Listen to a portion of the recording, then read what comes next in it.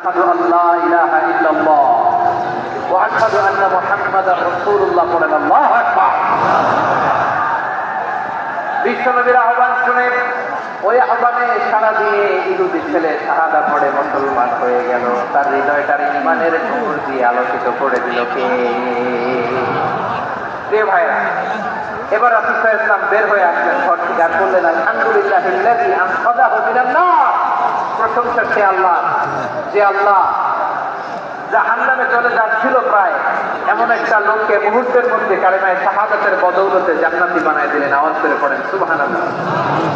এই হাদিস থেকে আমরা কি শিখলাম? What is the moral of the story?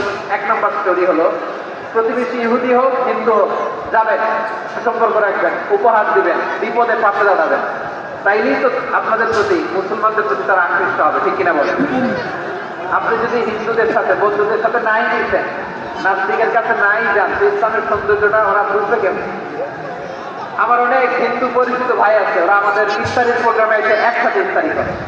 অনেক মজবুত আমার সাথে বসে একসাথে ডিনার করে, হাফ প্যান্ট পরা, গলায় স্বর্ণের চেন, হাতে স্বর্ণের ব্রেসলেট, আইসা আমার সাথে ডিনার করতে আছে। এরকম গাঁজা খবর আমি বলে, আসো, welcome welcome to my dinner, আসো বসো।